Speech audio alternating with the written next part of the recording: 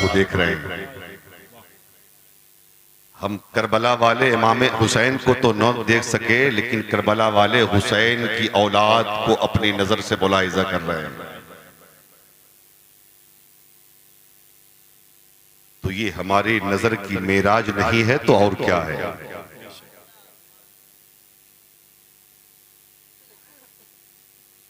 और ये वही लोग हैं, जाहिरी तौर पर तो लगता है कि हमारी ही तरह है इंसान, जैसे हम हैं वैसे पीर साहब है ना, जाहिरन तो यही लगता है। लेकिन जरा आला हजरत की जबान में पूछो और बरेली से पूछो कि है क्या, तो आला हजरत सरकार फरमाते हैं, या रसूलल्लाह तेरी नस्ल पाक में है। हाय हाय हाय हाय हाय, तेरी नस्ल पाक में है। वाह, बच्चा बच्चा नूर का, तेरी नस्ल पाक में है। जाहिरन ये तो हमारी ही तरह है, लेकिन बरेली ने कहा नहीं, बच्चा बच्चा नूर का। मुस्तफा भी नूर और नस्ले मुस्तफा में पैदा होने वाला एक एक बच्चा भी नूर। तो हकीकत है नूर, तेरी नस्ले पाक में है बच्चा बच्चा नूर का। तू है आईने नूर, तेरा सब घराना नूर का। ये वो हैं आला हज़रत कहते हैं, अगर दुआएं कबूल ना हो तो फिर ले आओ वसीला बनाकर उन्हें। तेरी सरकार में लाता है रजा उन उसको शफी, तेरी सरकार में लाता है रजा उसको शफी। वाह वाह, तेरी सरकार में लाता है रजा उसको शफी, जो मेरा गौस है और लाडला बेटा तेरा। ये उनके बेटे। अब हम गौसे आजम तक तो इतनी आसानी से नहीं पहुंचेंगे, इनका दामन पकड़ के पहुंचेंगे। इसलिए कि बाप अपने बेटों की बात ज्यादा माना करता है। उनसे मोहब्बत सबको होती है ना, किसी की बात ना माने, लेकिन जब औलाद की बात आती है तो बाप जरूर मानता है। हम कादरी हैं और कादरी रहेंगे। गौसे आजम की बारगाह में हम इनको लेके जाएंगे। सरकार आपकी बारगाह में आपके बेटे को वसीला बना के लाया, समझ रहे हैं? तो बड़े खुश नसीब हैं हम और आप। हजरत तशरीफ फरमा है, रूखे ज़ेबा की ज़ियारत करें, बादे सलाम और दुआ लें। ये वो लोग हैं कि जिनके कदमों की बरकतों से पूरा आलम फैज़याब हो रहा है। ये जिस मोहल्ले में चले जाएं वही बरकत है, जिस गली में चले जाएं वही बरकत है, जिस गांव में चले जाएं वही बरकत है, जिस कस्बे में चले जाएं वही बरकत है, जिस शहर में चले जाएं वही बरकत है। इनका कदम बरकत वाला है, जहां पर ये कदम रख दे वो जगह बरकत वाला है। बेशक बेशक। समझ रहे हैं? हुजूर फजले मिल्लत को मैं बहुत पहले से जानता हूं और मानता भी हूं। ज़ियारत पहली बार हो रही है और बड़ी खुशी हासिल हुई हज़रत से मिलकर। हम दुआ करते हैं कि अल्लाह ताला सरकार बगदाद के सदक़े में हजरत को लंबी उम्र खैर के साथ अता फरमाए और हम जैसे आप जैसे लोगों पर हजरत का साया देर कायम व दायम रखे। बोल दे जोर से आमीन बोल रहे हैं। अच्छा ये बताइए कि अब हम आपसे थोड़ा सा फरियाएंगे। खाना खा लिया आप लोग? यार बड़े बड़े चालाक लोग हैं यार। हैं? खटे हम और खाना आप खा लें। अभी हम लोग तो भूखे ही हैं। अब पूछो इनसे। सही बात है, सिवान के लोग बड़े चालाक हैं। कुछ हो चाहे ना हो, खाना पहले खा लेंगे। मौलवी खाया कि नहीं खाया उसकी कोई फिक्र नहीं। लाओ भूखा प्यासा मौलवी को तकलीफ कराओ। तो ये बताएं कि कुछ तो बातचीत होनी ही चाहिए हम लोगों के दरमियान, है ना। बड़े खुशनसीब है आप, ऐसा इमाम मिला है आपको। देख रहे हैं कितने खूबसूरत है माशाअल्लाह। कर्नाटक चले जाइए ना तो खूबसूरत इमाम तलाशते हैं लोग। हाँ, ये आपको सिवान में इतना खूबसूरत इमाम मिला है। अल्लाह ताला हमारे सारे उलमा को लंबी उम्र अता फरमाए, इनके इल्म और अमल में बेपनाह बरकतें अता फरमाए। नाज शरीफ तो बहुत सुना आपने, एक शेर मैं सुनाता हूँ। मुख्तार भाई हमारे वो क्या मीडिया, क्या नाम है, MF फ्रेश मीडिया। हाँ हाँ माशाल्लाह, नाम भी खूबसूरत है, चेहरा भी खूबसूरत है। हाँ, और इस्लाम का पैगाम अपने चैनल के जरिए पूरी दुनिया में पहुंचा रहे हैं। अल्लाह इन्हें सलामत रखे, इनके इस काम को सलामत रखे। और सारे नबी के गुलाम हैं, और गुलाम जो होता है ना वो खूबसूरत ही होता है। अब ये नहीं कि मैंने सिर्फ मुख्तार भाई की तारीफ की, आप सब खूबसूरत हैं। लेकिन अगर चेहरे पे दाढ़ी हो जाए तो और हसीन हो जाएंगे आप। नबी के गुलाम तो खूबसूरत होते हैं, लेकिन अगर चेहरे पे दाढ़ी हो जाए तो और हसीन लगता है। ये कौन कहता है कि जिसकी दाढ़ी हो उसकी शादी नहीं होती? जवान लोग कहते हैं कि दाढ़ी रख लोगे शादी नहीं होगी। हमने कहा किसी मौलवी को कुंवारा देखा है क्या? किसी आलिम को कुंवारा देखा है? और सुनो, दाढ़ी रखोगे चेहरा खूबसूरत होगा, अल्लाह शरीके जिंदगी भी खूबसूरत अता करेगा। बेशक बेशक, वाह। मैं तो दावे के साथ कहता हूँ जितनी खूबसूरत उलमा की बीवियां होती है ना वो भूल जाओ। अब जिसको खूबसूरत बीवी चाहिए वो दाढ़ी रख ले, नबी की सुन्नत। वाह, गलत बोल रहा हूँ? अल्हम्दुलिल्लाह, ये फैजान है चेहरे पे नबी की सुन्नत का। ये अच्छे काम कभी रायगा नहीं जाता। तो एक शेर सुनेंगे आप? हैं? बड़ा अच्छा सुन रहे हैं। कभी कभी बड़े बड़े जलसे जो है ना उतने कामयाब नहीं होते जितना कामयाब आज का ये जलसा है आपका। बेशक, सुभान अल्लाह। हम एक शेर सुनाएंगे लेकिन दुरूद शरीफ आप सुनाइए। अल्लाह रब्बुल मुहम्मदिन सल्लल्लाहु अलैहि वसल्लम नहनु इबादु मुहम्मदिन सल्लल्लाहु अलैहि वसल्लम।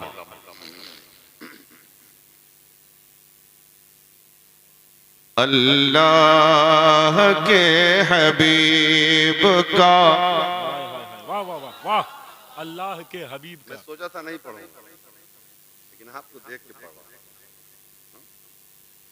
क्योंकि लगातार तकरीर हो रही है और मौसम जो है ना ये 2020 का जो मैच होता है ना, हाँ वैसे ही ये मौसम भी बदल रहा है।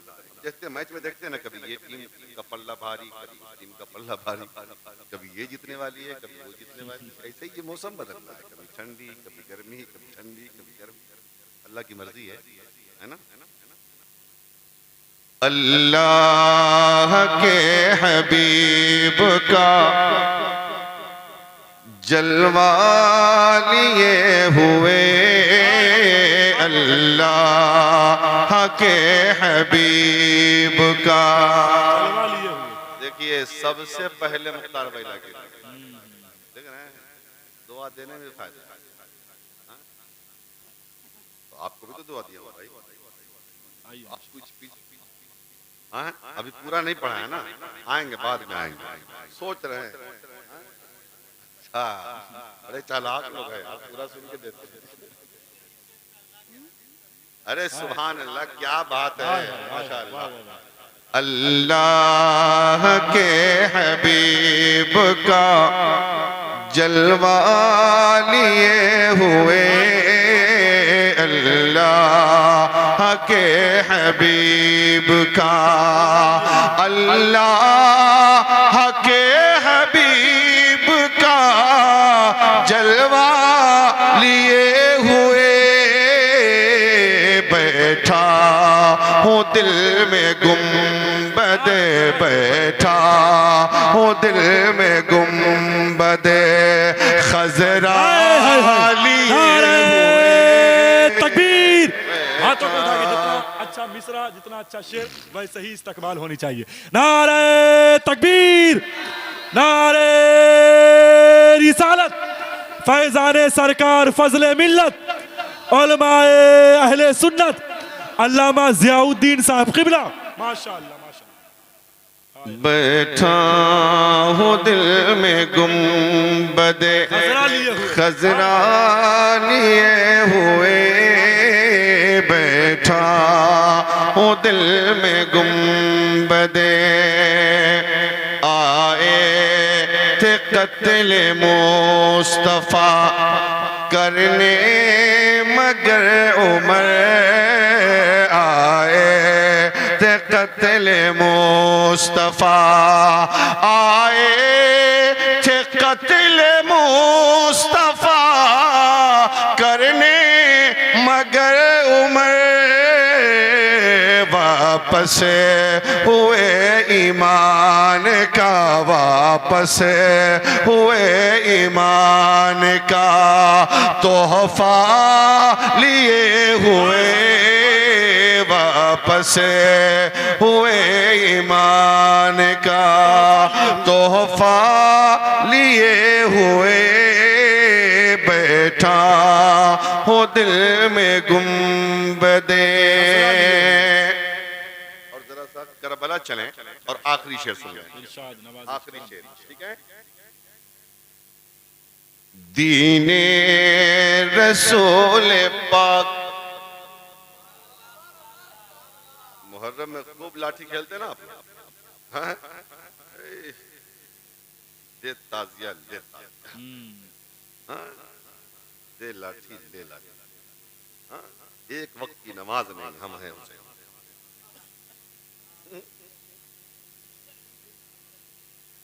कुरान साल भर जुज़दार में लपेटा हुआ रखा रहता है, कभी पढ़ने की तौफीक नहीं, लेकिन है उसे। रमजान में इफ्तार भी है, सहरी भी है, और दिन में पहले तो कोठी के पीछे खाता था छुप के, अब तो कोठी का सिस्टम खत्म है ना, अब तो इतना ढीठ हो गया है कि बिल्कुल पर्दा लगा के होटल में खाता है? लेकिन हुसैनी है, रोजा नहीं रखेंगे लेकिन हुसैनी है, नमाज नहीं पढ़ेंगे लेकिन हुसैनी है, कुरान नहीं पढ़ेंगे लेकिन हुसैनी है, चेहरे पे दाढ़ी नहीं रखे लेकिन हुसैनी है, करबला का पैगाम समझा ही नहीं। अच्छा बताओ आप, करबला का सही मुख्तसर में अहम पैगाम क्या? सिर्फ दो, सिर्फ दो। सजदे में हुसैन ने सर कटाया, वाह, सजदे में हुसैन ने सर कटाया और कटा के बताया नमाज मत छोड़। बेशक बेशक बेशक, नमाज मत छोड़ना, और कटा हुआ सर नेज़े पे चढ़ के कुरान पढ़ा, हाय हाय, वाह वाह वाह वाह, और कुरान पढ़ के बताया कभी कुरान ना छोड़ना। हाय हाय हाय हाय हाय हाय, वाह। न नमाज छोड़ना न कुरान, हम मुसलमान यही दोनों चीज छोड़े हुए। कहता है बीवी बात नहीं, कहेगा सिर्फ हम बस मुहर्रम में मौलाना कह देना, मौलाना कह दे के अरे क्या सब कहते हो, तो मौलाना को निकाल देगा मदरसा से, हटो निकलो। सुनिए और समझिए पैगाम हुसैन, ठीक है? सुनिए आखिर शेर। दीने रसूल पाक बचाने के वास्ते, दीने रसूल पाक, दीने रसूल पाक बचाने के वास्ते पहुँचे हुसैन करबला, पहुँचे हुसैन करबला, कुंबा लिए हुए पहुँचे हुसैन करबला, कुंबा लिए हुए पहुँचे।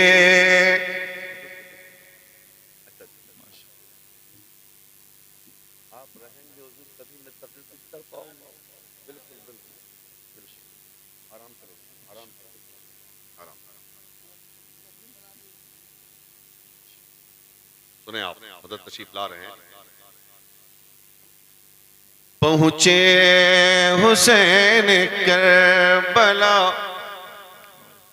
कुंबा लिए हुए पहुँचे हुसैन करबला, बैठा हूँ दिल में गुंबदे खजरा लिए हुए, बैठा हूँ दिल में गुंबदे।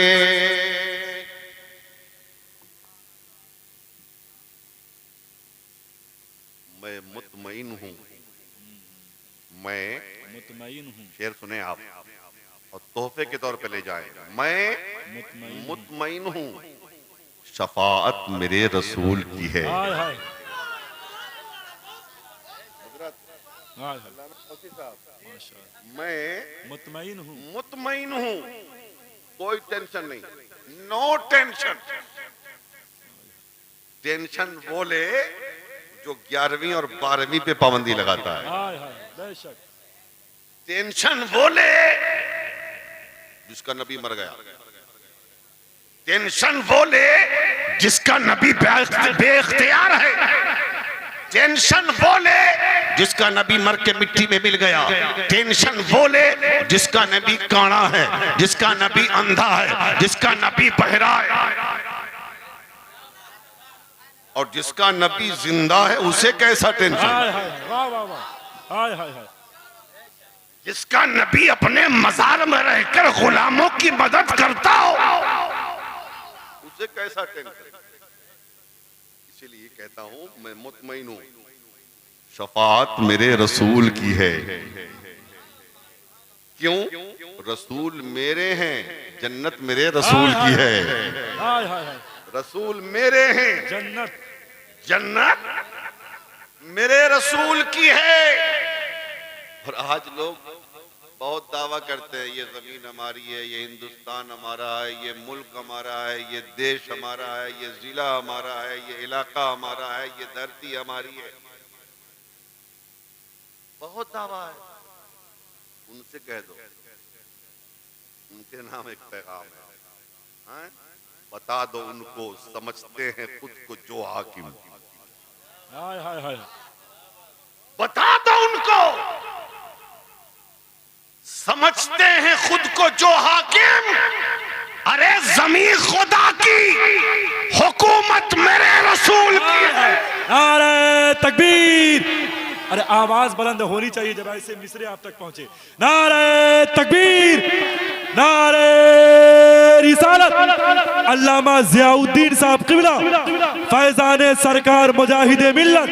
हाय हाय, जिंदाबाद जिंदाबाद। ये तुम्हारी जमीन नहीं है, ये धरती तुम्हारी नहीं, ये मुल्क तुम्हारा नहीं, ये इलाका तुम्हारा नहीं, जमीन खुदा की। हाय हाय, जमीन खुदा की, वाह वाह, खुदा की, हुकूमत मेरे रसूल की है। बेशक बेशक, मेरे रसूल की है। और यहाँ पे अपने पराये में कोई फर्क नहीं। चेहरा देख के फैसला नहीं होता, हक की बुनियाद पर फैसला होता है। तुम सुप्रीम कोर्ट के जज को तो खरीद सकते, हाय हाय मुस्तफा के कानून का सौदा नहीं होता। हाय हाय हाय। तुम तो हाई कोर्ट के जज को खरीद कर अपने मन के एतबार से फैसला तो करवा सकते हो, लेकिन मुस्तफा का कुरान न बिका है न बिकेगा। वाह वाह वाह वाह वाह। तुमने समझा क्या? बहुत आए कुरान को बदलने वाले, बहुत आए कुरान को चेंज करने वाले। या तो वो खुद चेंज हो गए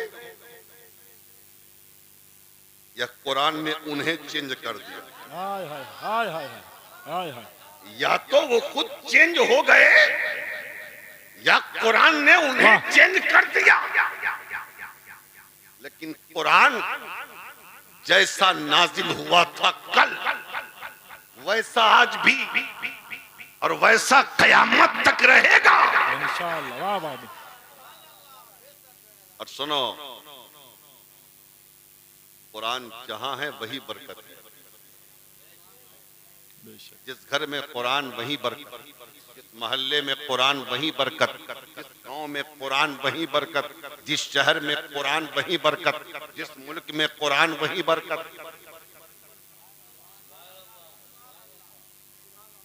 तो यहाँ पे अपने पराये में कोई फर्क नहीं।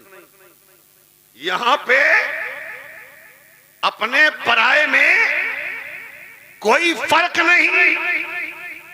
मुनाफिकों, ये अदालत मेरे रसूल की है। हाय हाय हाय हाय। मुनाफिकों, ये ये अदालत मेरे रसूल की है। रसूल मेरे हैं, रसूल मेरे हैं। अरे बोल दो यार, फरिश्ते गवाह हो जाएं।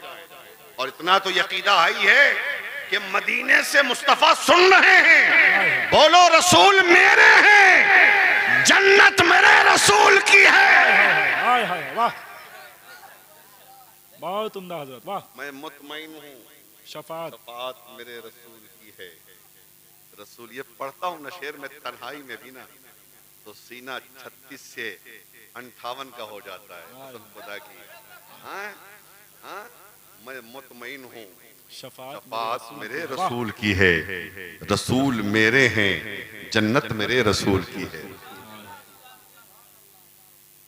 हज़रात, टाइम थोड़ा देख लो, टाइम तो हो गया बहुत ज्यादा, लेकिन फिर भी थोड़ा सा क्या क्या ख्याल ख्याल अच्छा है। हाँ जी, तो सहरी ही खाना पड़ेगा, अब क्या करेंगे। अब तो वक्त सहरी का ही आ रहा है, ऐसे भी 1.5 महीना के बाद तो खाना ही है, समझ रहे हैं। एक बात ध्यान में रखिएगा, जो रोजेदार होता है वो बहुत कम खाता है, जो नहीं रखता है रोजा वो खूब खाएगा, समझे ना। वो जानता है ना कि दिन में तो बीवी खाना बना के देगी नहीं, अब ये ठूस लो। सही में जो रोजा रहता है ना वो कम खाएगा यार, कम से कम पेट हल्का रहे, रोजा सही हो, बेकार उकार नहीं आए। लेकिन जो नहीं रहता है वो समझता है कि ये तो रोजा है, बेचारी क्या करेगी, खाना नाश्ता बना के अभी खा लो, दिन भर कोटा फूल। अब फिर इफ्तार में तो एक सेनी है ही, ठीक है। हज़रात आइए, इंसान दुनिया में 2 चीजों से ज्यादा मोहब्बत करता है, एक माल से और दूसरी चीज औलाद से। बहुत उम्दा नुक्ता। वाह। माल जैसा भी हो, दौलत जैसी भी हो, इंसान बहुत मोहब्बत करता है। 10 रुपया भी है ना उसे संभाल के रखेगा। 100 रुपया है उसे संभाल के रखेगा, 1000 है उसे संभाल के रखेगा, जमा करके रखेगा।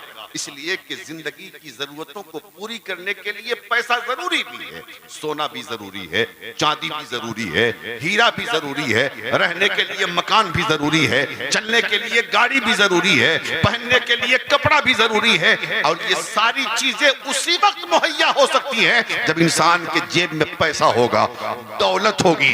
रात तो इंसान दौलत से बहुत ज्यादा मोहब्बत करता है, माल से बहुत ज्यादा मोहब्बत करता है। हालत ये है कि रात रात भर वो माल कमाने के लिए जाग जाता है, दिन दिन भर वो माल कमाने के लिए सफर करता है।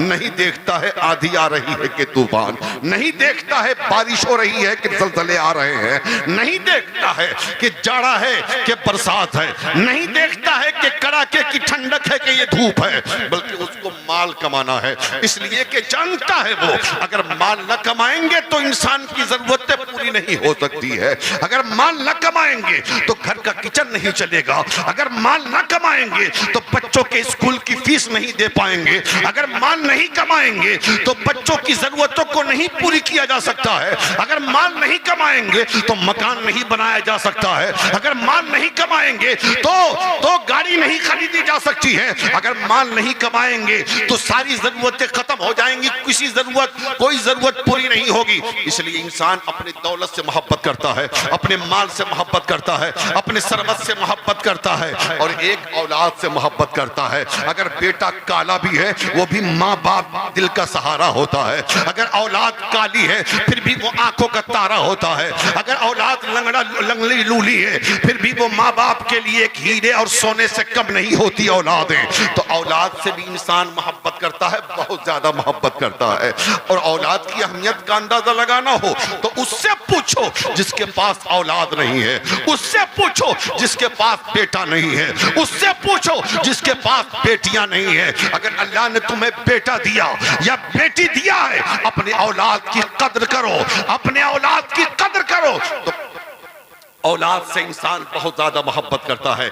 इसलिए हालत यह है, वो कहता है ये मेरा बेटा, वो कहता है मेरी बेटी, और वो आता भी है, लिखाता भी है, उसकी जरूरतों को पूरी भी करता है, उसकी ख्वाहिशों की तकमील भी करता है। वो रोता है, बच्चे रोते हैं तो उसकी आंखों से आंसुओं के कतरों को साफ भी किया करता है। हजरात, इंसान कहता है ये माल मेरा है, इंसान कहता है ये दौलत मेरी है, इंसान कहता है ये मकान मेरा है, इंसान कहता है ये गाड़ी मेरी है, इंसान कहता है ये सोने और चांदी के ढेर हमारे हैं, इंसान कहता है ये बेटा हमारा है, इंसान कहता है ये बेटी हमारी है। लेकिन कुरान कहता है जिस माल को तुम अपना माल कहते हो ये माल तुम्हारा नहीं है, और जिस औलाद को तुम अपनी औलाद कहते हो ये औलाद तुम्हारी नहीं है, बल्कि माल भी तुम्हारे लिए आजमाइश है और ये औलाद भी तुम्हारे लिए इम्तिहान है। अल्लाह ने माल दिया है तो तुम्हारा इम्तिहान ले रहा है, अल्लाह औलाद दिया है तो तुम्हारा इम्तिहान ले रहा है। माल के जरिए बंदे का इम्तिहान इस तरीके से कि मैंने तुम्हें 1000 रुपया दिया, बता हिसाब बता तूने 1000 रुपया किया है। अगर तूने इस्लाम के लिए खर्च किया, अगर तूने दीन के लिए खर्च किया, अगर तूने मदारिस के पीछे खर्च किया, अगर तूने मसाजिद के पीछे खर्च किया, अगर तूने औलाद की परवरिश में खर्च किया, मसला ये है कि अगर तुमने इस पैसे को जायज काम में खर्च किया तो वो पैसा तुम्हारे लिए दुखूले जन्नत का सबब होगा। और अगर तुमने नाजायज जगह पे खर्च कर दिया, नबी की शरीयत के खिलाफ खर्च किया, तो सुनो वही पैसा तुम्हें जहन्नम लेके जाएगा। आज इंसान कहता है बेटा हमारा है, बेटी हमारी है, ये औलाद हमारी है। कुरान कहता है ये बेटी और बेटी तुम्हारे लिए इम्तिहान है। अल्लाह बेटा देकर तुम्हारा इम्तिहान ले रहा है, अल्लाह बेटी देकर तुम्हारा इम्तिहान ले रहा है। कैसे? अगर माँ बाप हो तो रब ये देख रहा है अपने औलाद की कैसी परवरिश कर रहे हो तुम, कैसी तालीम दे रहे हो उसे, कैसी तरबियत दे रहे हो उसे। अगर तुमने अपनी औलाद को दीन का सिपाही बनाया, अगर तूने अपनी औलाद को कुरान पढ़ाया, अगर तूने अपनी औलाद को दीन सिखाया और दीन सिखाने के साथ साथ अपनी औलाद को आशिक रसूल बनाया, तू तो मर जाएगा, कब्र में चला जाएगा। लेकिन जब तेरी औलाद जमीन पर मुस्तफा पर दरूद पढ़ेगी, अल्लाह उसके पढ़ने का सवाब तुझे कब्र में अता फरमाए। हज़रात गिरामी, औलाद को अपनी मत समझना, ये अमानत अल्लाह ने दी है, जब चाहे ले ले। माल जो चाहे, और मिसाल ले लो तुर्की और सीरिया और शाम को देखो, जो 3-3 बिल्डिंगों का मालिक था, 40 सेकंड में वो फकीर बन गया। 40 सेकंड। माल पर इतराने वालों, दौलत पर घमंड करने वालों, अपनी जायदाद पर फख्र करने वालों, अगर तूने रब की जात पर नहीं फख्र किया, अगर तेरा रिश्ता मुस्तफा से कमजोर हो गया है, तो आज भी वक्त है मदीने से रिश्ता जोड़ ले। आज भी वक्त है, रब पर भरोसा कर, इसलिए कि ये बिल्डिंगें नहीं काम आएगी। आज लोग जब घर बनाते हैं ना, तो बहुत मजबूत बुनियाद रखते हैं। अरे खूब मजबूत बुनियाद दो ताकि ये सलामत रहे। जरा वीडियो उठा के देखो तुर्की के ज़लज़ले का, देखो उठाकर, ये अजाब नहीं तो क्या है। 40 सेकंड, मत 40 सेकंड,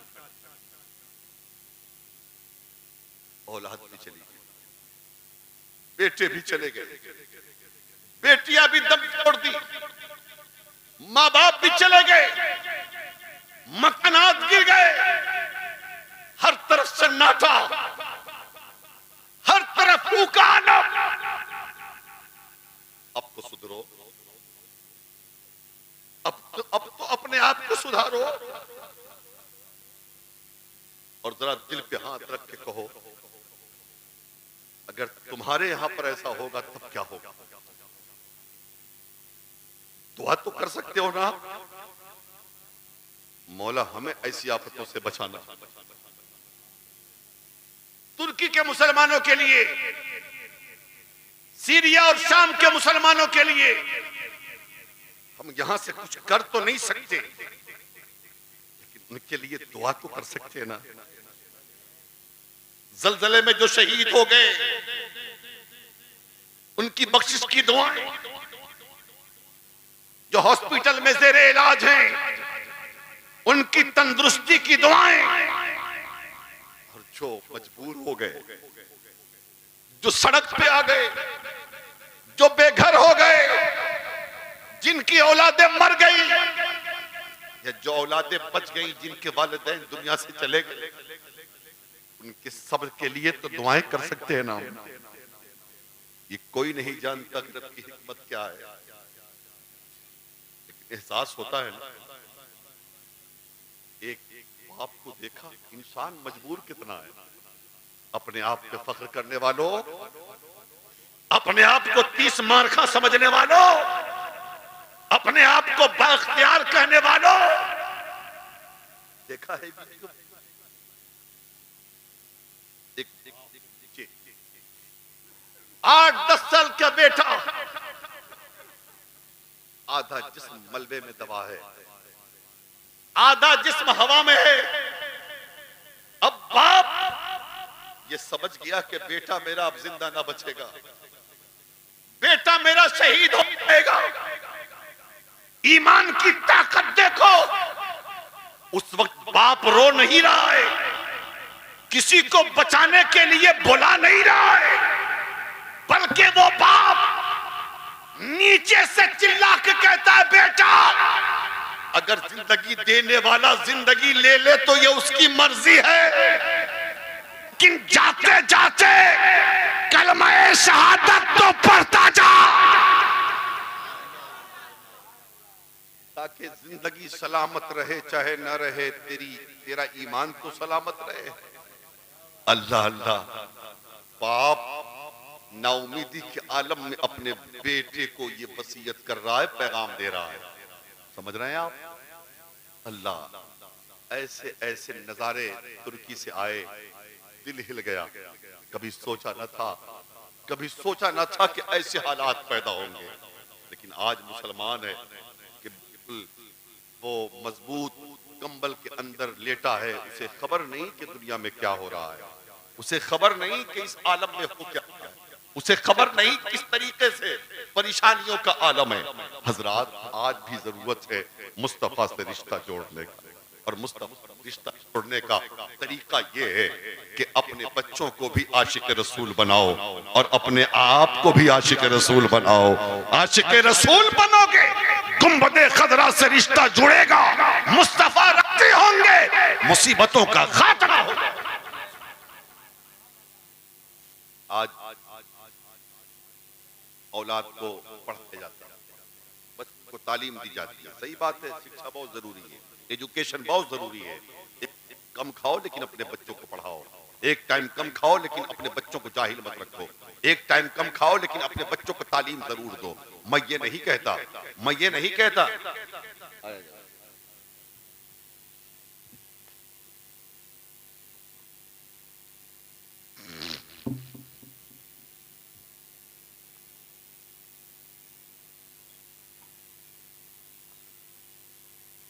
था कि अपनी औलाद को पढ़ाएं, बेटी हो चाहे बेटा हो, तालीम दें उसे, एक टाइम कम खाएं लेकिन औलाद को शिक्षित बनाएं, एजुकेशन जरूर दें उन्हें जाहिल मत रखना।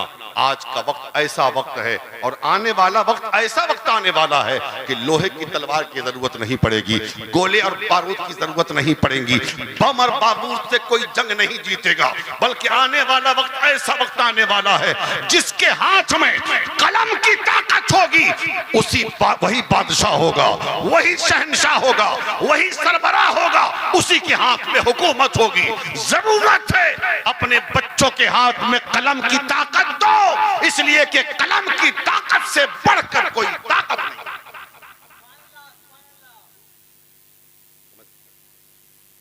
समझ रहे हैं? बैठिए 10 मिनट, अब टेंशन मत लीजिए, आप बैठ जाएं, 10 मिनट बैठिए। समझ रहे हैं?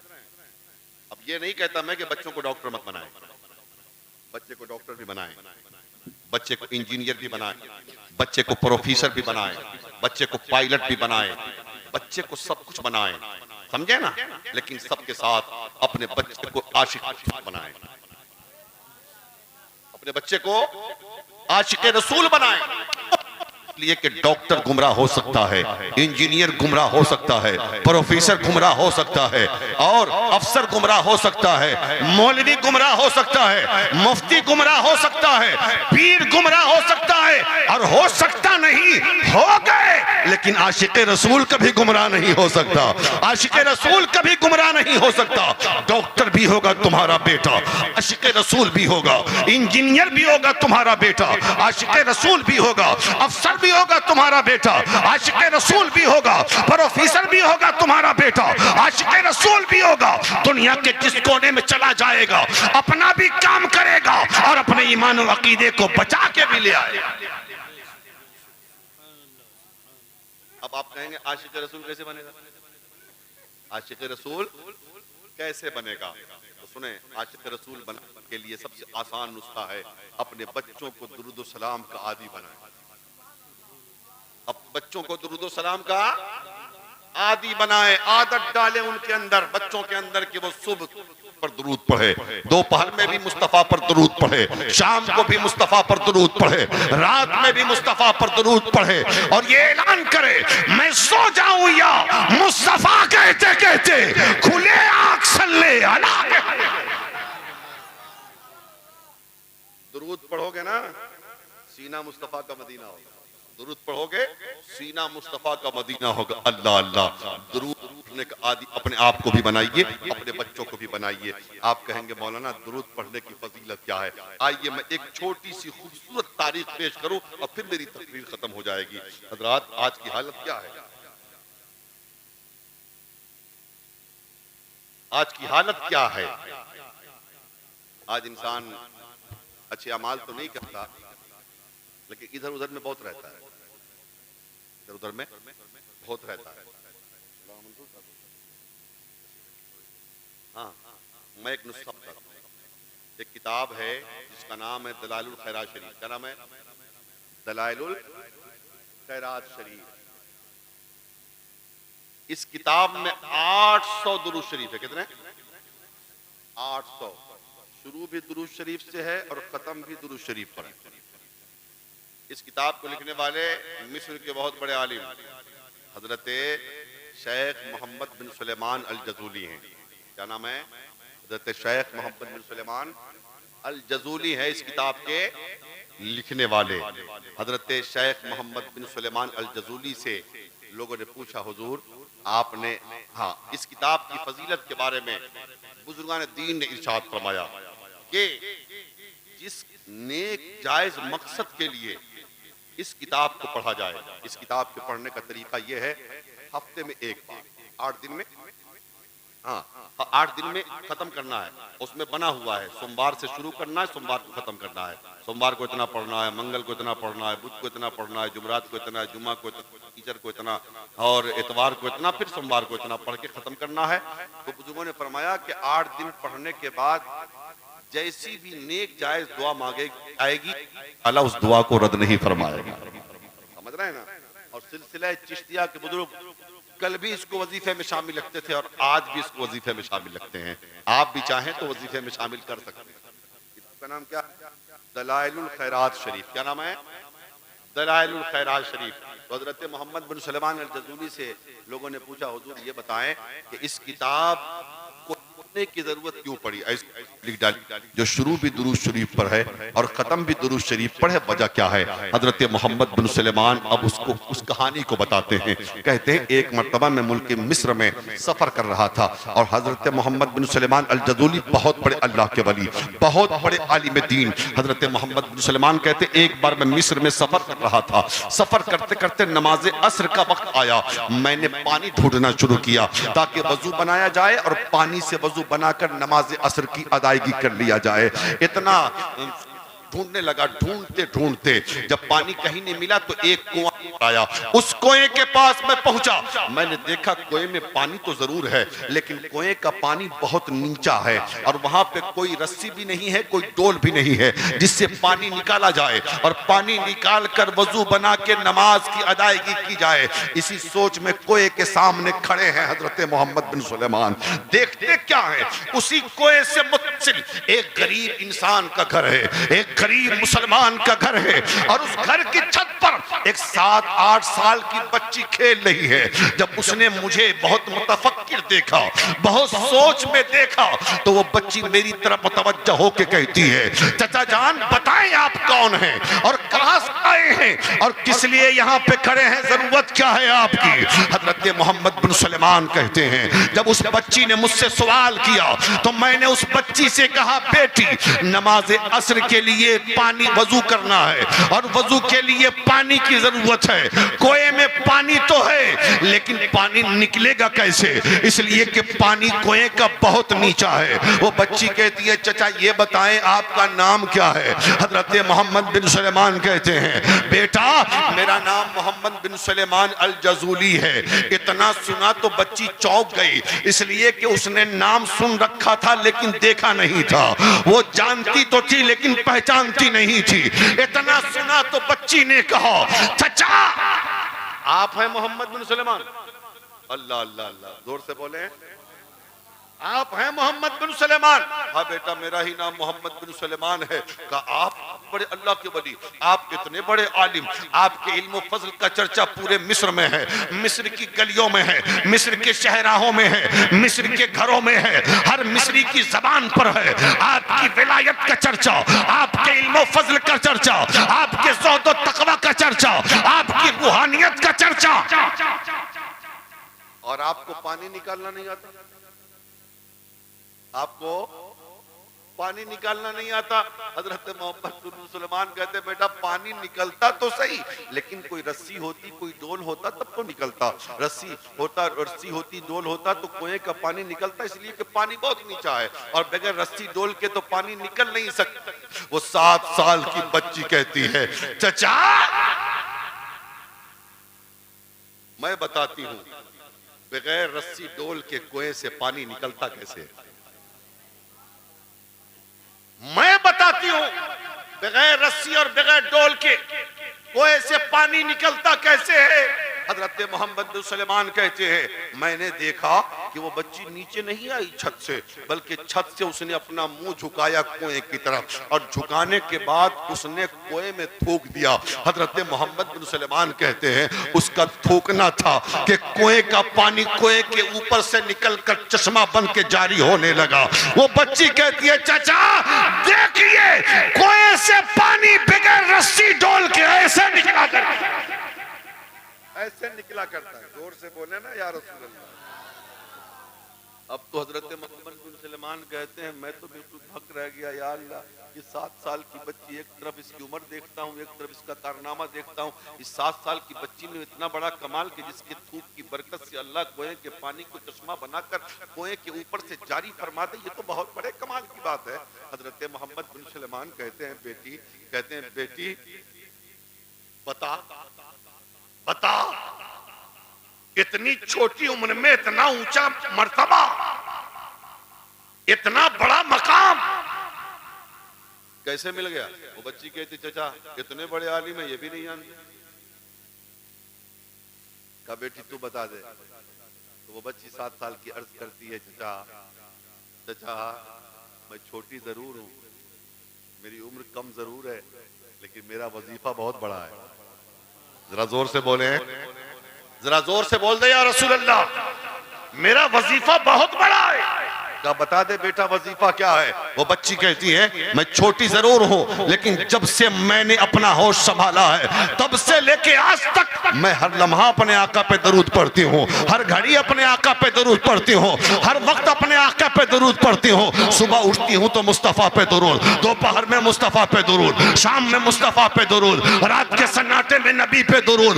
दरूद पढ़ते पढ़ते मदीने से कनेक्शन इतना मजबूत हो गया, अल्लाह ने इतना ऊंचा मकाम दिया कि मेरे थूक में इतनी बरकतें रब ने डाल दी कि थूक की वजह से कुएं का पानी चश्मा बनकर ऊपर से जारी हो जाता है।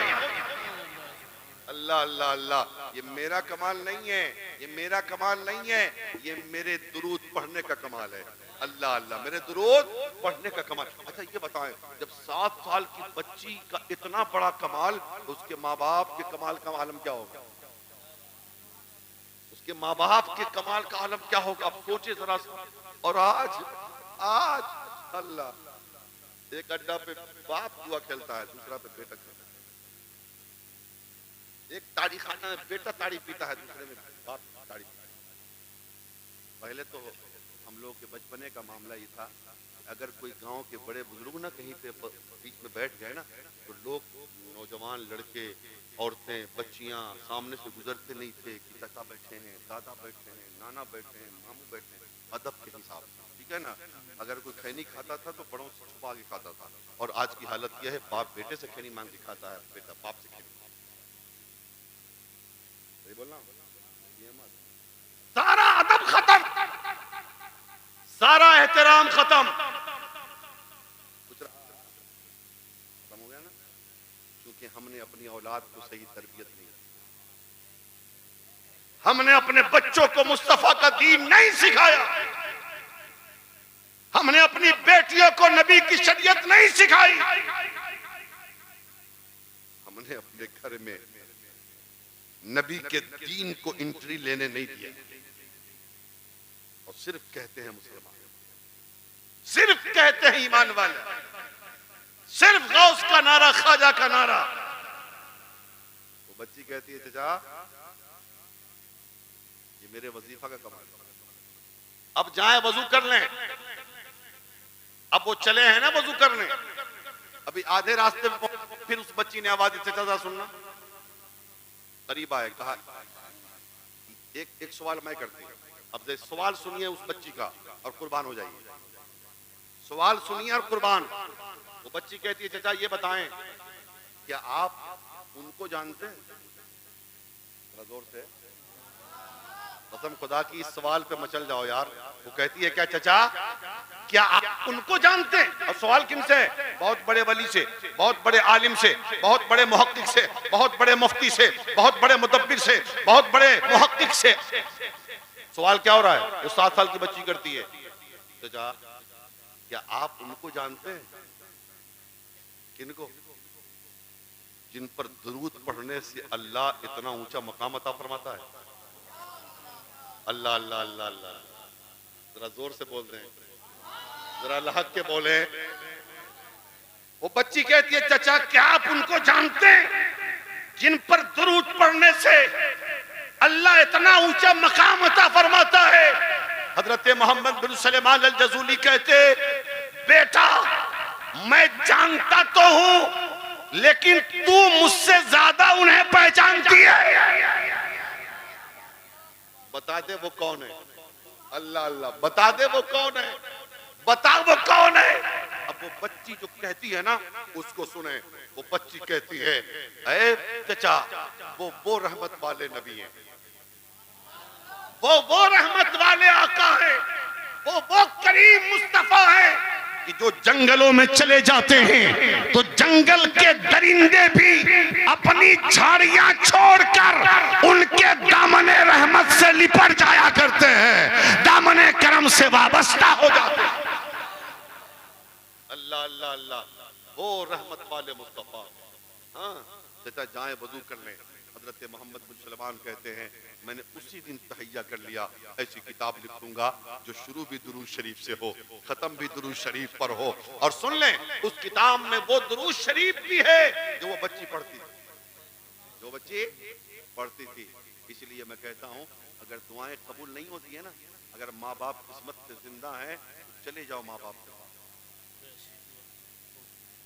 पीर साहब के पास बाद में आना, मुफ्ती साहब के पास बाद में आना, आलिम साहब के पास बाद में आना, इमाम साहब के पास बाद में आना, मौल्लिम साहब के पास बाद में आना। पहले माँ के पास जा। बीमार हो, दवाएं असर नहीं करती, माँ बाप के पास चला जा। रोजगार से नहीं लगे हो, परेशान हो, अगर दुआएं कबूल माँ के पास चला जा। मुसीबतों का पहाड़ टूटा है, माँ के पास चला जा और कहा अपनी जान दुआ कर दीजिए, दुआ कर दीजिए। बीमार हूं अल्लाह तंदुरुस्ती दे दे, दुआ कर दीजिए। बेरोजगार हूं अल्लाह रोजगार से लगा दे, दुआ कर दीजिए। दुकान नहीं चलती है अल्लाह खैर और बरकत नाजिल फरमा दे, दुआ कर दीजिए कि सेहत और तंदुरुस्ती अता हो जाए, दुआ कर दीजिए मुसीबतें टल जाए। कसम खुदा की अगर माँ ने अपना आंचल उठाकर तुम्हारे लिए दुआ किया, अल्लाह पहाड़ों जैसी मुसीबतों को भी टाल देगा। ये माँ बाप की दुआओं का असर होगा।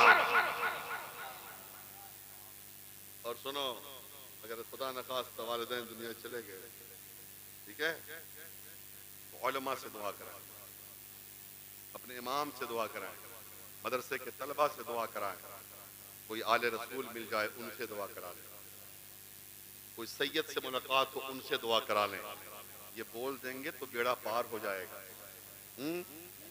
अगर कुछ ना हो तो फिर इस दुरूद शरीफ का वजीफा कर लो, इस किताब को पढ़ के 8वें दिन रब की बारगाह में दुआ करो।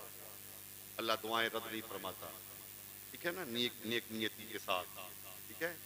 लेकिन सिर्फ अल्लाह हंगामा से मामलात हल नहीं होते। अच्छा है नबी से मोहब्बत करना, तकरीरों में नारे लगाना, हम नहीं करेंगे तो कौन करेगा।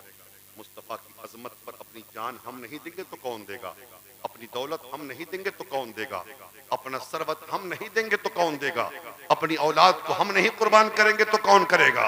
लेकिन सुनो, सिर्फ ज़बानी जमा खर्च करने से काम नहीं चलता। पहले सर को सजदे में झुकाना सीखो। जो सर नहीं झुका सकता वो सर क्या कर सकता। जो नबी की सुन्नत दाढ़ी नहीं रख सकता वो नबी के नाम पे गर्दन क्या कटाएगा। जो जुस्तान में लपेटा हुआ कुरान नहीं पढ़ सकता वो नबी के नाम पे मर मिटने का दावा कैसे करे, ठीक है। इसलिए पहले किरदार और अमल के गाजी बनो, फिर मैदान के गाजी बनो। हाँ? मैदान में तलवार लेके कूद जाओगे तो तुम गाजी नहीं कहलाओगे। पहले अपना अमल अच्छा हो, अपना किरदार अच्छा हो, अपना काम अच्छा हो। नमाजें पढ़िए, कुरान पढ़िए, गुंबद खदरा से रिश्ता जोड़िए, अपने रूठे हुए मौला को मनाइए, उलमा का एहतराम कीजिए, अइम्मा से मोहब्बत कीजिए, तलबाए मदारिस इस्लामिया से प्यार कीजिए और फिर अपने माँ बाप की खिदमत कीजिए। हाँ, ये सारी चीजें होंगी ना, सारा काम आसान हो जाएगा। समझ रहे हैं ना? वक्त बहुत हो गया है, इसलिए मुनासिब है कि गुफ्तगू खत्म हो। समझ रहे हैं ना? मतलब क्या आला हज़रत की तर्जमानी होनी चाहिए। हाँ, बदलिए अपने आप को। तुर्की का ज़ल्ज़ला ट्रेलर है, फिल्म बाकी है। समझ रहे हैं ना? और अल्लाह से दुआ कीजिए कि अल्लाह ऐसी मुसीबतों से हम सबको आज़ाद रखे, आलम इस्लाम पर फजल खास नाजिल फरमाए, हमारे मकानात भी सलामत रहें, हमारी दुकानें भी सलामत रहें, हमारे वालिदैन भी सलामत रहें, हमारी औलादें भी सलामत रहें, हमारे मदरसे भी सलामत रहें, हमारी मस्जिदें भी सलामत रहें, हमारे खानकाह भी सलामत रहे, हमारे मज़ारात भी सलामत रहे, मसलक अहले सुन्नत सलामत रहे, मसलक आला हज़रत सलामत रहे। आज की वो इब्राहीम सा ईमा पैदा आग कर सकती है अंदाज़े गुलिस्ता पैदा। इसलिए अच्छे बनिए, सच्चे बनिए, दुआएं बिल्कुल कबूल होंगी। अल्लाह से दुआ है ताला हम सबको सिरात मुस्तकीम पर चलने की तौफीक रफ़ीक अता फरमाए। मेरे बोलने में कोई भी अमदन सहवन खताएं लफ्ज़ें भूल चूक हो गई हो, मैं सिर्फ दिल से तौबा करता हूँ। आप भी पढ़ लीजिए, अस्तग़फिरुल्लाह रब्बी मिन कुल्लि ज़ंब व अतूबु इलैह, हक़ ला इलाहा इल्लल्लाह मुहम्मदुर रसूलुल्लाह सल्लल्लाहु तआला अलैहि वसल्लम। खूब की सरे चमन फूल